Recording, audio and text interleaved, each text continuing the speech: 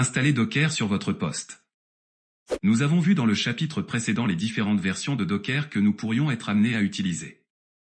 Nous allons voir ensemble deux versions de Docker, Docker pour Mac, Docker pour Windows, et Docker Community Edition, CE. Pour télécharger et utiliser Docker, et donc pour la suite de ce cours, il vous faudra créer un compte sur le Docker Hub. C'est quoi Docker Hub?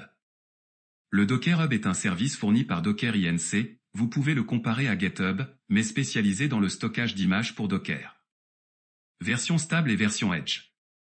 Docker Inc. distribue deux versions des clients Docker pour Mac et Docker pour Windows.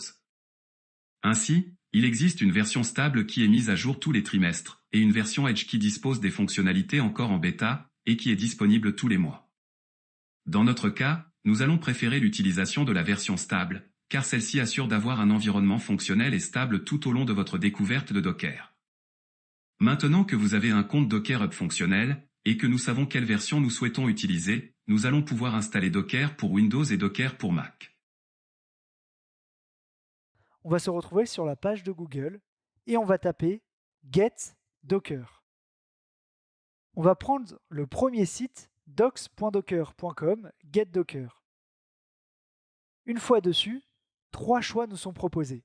Docker pour Mac, Docker pour Windows et Docker pour Linux. Je suis actuellement sur Mac, je vais donc télécharger Docker pour Mac.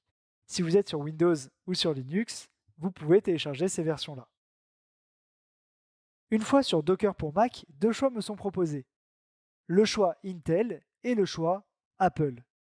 En fait, Apple a récemment sorti de nouveaux processeurs avec leur propre puce. Si vous avez un Mac de type M1, vous pouvez télécharger cette version-là. Pour ma part, j'ai un Mac avec les puces Intel, je vais donc télécharger cette version. Une fois le téléchargement effectué, vous pouvez ouvrir Docker directement depuis vos téléchargements. Docker va alors s'ouvrir et va procéder à une petite vérification sur Mac qui peut prendre un peu de temps. Docker va proposer de se copier directement dans votre dossier d'application. Pour ce faire, vous n'avez qu'à cliquer sur Docker et le faire glisser dans le dossier. Une fois la copie effectuée, vous pouvez directement ouvrir Docker depuis votre dossier d'application. Docker s'ouvre alors et vous propose de tourner votre premier conteneur sur votre ordinateur. Pour ceci, rien de plus simple. Il suffit de copier la commande que Docker nous propose dans notre terminal. Une fois la commande collée et entrée, on a notre premier conteneur qui tourne. Bravo, vous avez réussi à installer Docker sur votre ordinateur. Pour Windows. Attention, vous devez avoir un Windows Enterprise ou Windows Professional pour que cette fonctionnalité soit disponible.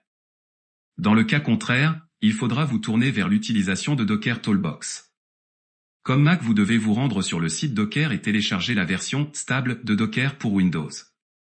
Une fois le téléchargement réalisé, vous pourrez lancer l'utilitaire et suivre la procédure d'installation de celui-ci. Attention, vous devrez certainement redémarrer votre PC. Une fois l'installation terminée, vous allez être invité à connecter votre compte Docker Hub créé précédemment. Vous avez maintenant un Docker for Windows totalement fonctionnel sur votre PC. En résumé, vous êtes maintenant capable d'installer la version de Docker correspondant à votre OS. Vous savez vous connecter au Docker Hub. Dans la prochaine partie, vous commencerez à utiliser Docker pour lancer des images et en créer grâce au Dockerfile.